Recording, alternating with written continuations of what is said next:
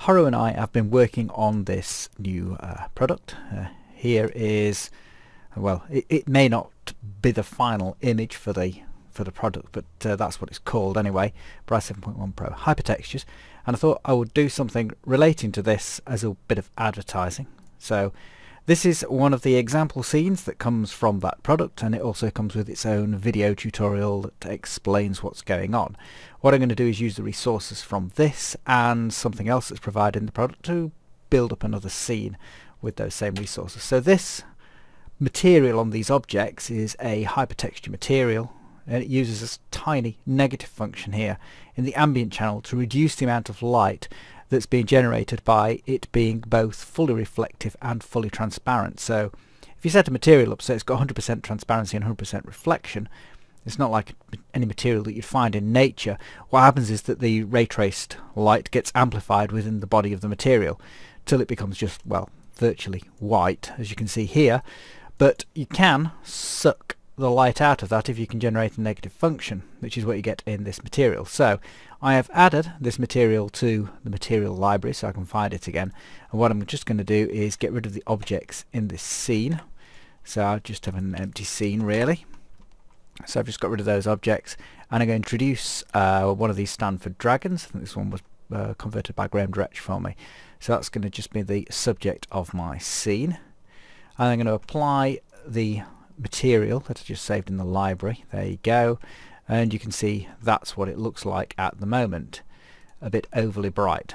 Bear in mind though that by extracting ambient, which it is doing, then you do lose a bit of that brightness. However, what you can do is go to one of these HDRI that Horo's has prepared. I'm going to use this one for example, and that sets the sky up, but it is also providing a lot of light. Well, for speed of rendering, and because of the way this material works, I don't really need the extra light. So I'll go into the Skylab image-based lighting, and I'll get rid of the light output from this. So it's just essentially being used as a backdrop now. The sunlight is already disabled, so that's fine. So I'll just check out of here and give that a quick render. So you can see now it's rendering very quickly, and it's only really operating with the reflected light, and the ambient can be used to offset that. So if I now increase the global ambient color, I can remove some of the light in this material and get just the colors out of it. So now you've got the complexity of it having the internal reflections, but the advantage of being able to extract a certain amount of light through negative ambient. So you can see that we've got some complicated things going off. Then as a final thing, because this image looks a little bit noisy at the moment, what you could do is go into render options. If you choose super fine art anti-aliasing, you don't need very high rays per pixel for it to achieve a good result, because it works differently from the premium render engine. It would be a lot faster for the same rays per pixel as you get in super fine art anti-aliasing. So this will give us the best result for anti-aliasing. So I'll just leave it as its default setting. The total render time is going to be 2-3 minutes, something along those lines. So I'll just let that render out, and you can see the final results in a few minutes. I'll just pause the video here. So that's okay as far as it goes, but what if we wanted to do something a little bit more exotic? So in this case, what I'm going to do is switch the render mode from super to premium and engage true ambience. We've got TA scatter correction and boost light engaged. I'll set the rays per pixel down to 4 for previewing. The initial problem we have here is that we've got a high degree of noise arriving from the background. You can see that there, and also the render time is going to be quite slow as a result of this being transparent. So you've got a lot of ray paths that are going on. So what can we do to combat this? Well, I could set things up for obscure lighting. That's easy enough. I'll create a standard radial light. I'll just change the family grouping to show that it's going to be a bit different. Go into the attributes and call it capital B background. Must be spelt correctly. Edit it. Kill the diffusion, the specular, switch it to true ambience optimized, switch it to use gel, go to include only background, and in the procedural reset to default grey. That's more or less set up now then. check out of that, and enlarge it to encompass the entire scene. Then in sky and fog, go into the sky and fog, and we want it to be no casting shadows, light from the inside.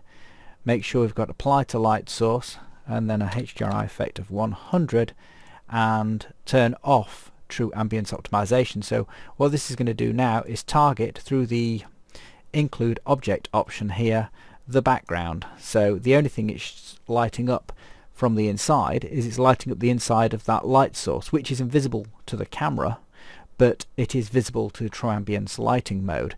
So now that's been done, we should have some obscure lighting. So we've got our obscure lighting. The only issue remaining now is that if I turn this up to the maximum rays per pixel to try and do something about the noise, so 256, we're going to have a bit of a problem, because the transparency is going to mean the ray paths and the light gathering is all going to get lost in this material. So in order that this render time doesn't turn out to be horrendously huge, I'm going to compromise on this and switch off transmission calculations. So I've just switched off transmissions. Shadows aren't necessary because, well, we're not using any, so that could be switched off. We're using reflection. We don't need refraction either. So by using the optics option here, we can radically reduce the amount of calculations that's going on.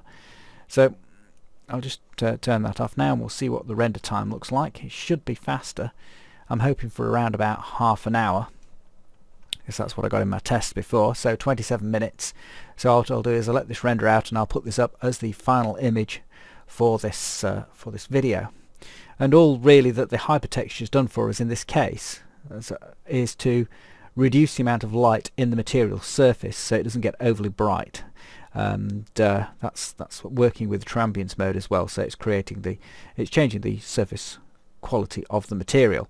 And Horo's HDRI image that's used in this, which is also part of the Hypertextures product, is providing these nice coloured highlights, because the image itself is being seen in the background as well as providing a light source for obscure lighting. So there you go, that's the end of the video. I hope you'll find that interesting, and that you know, those of you who get this product will be able to follow the instructions in this video. Cheers now.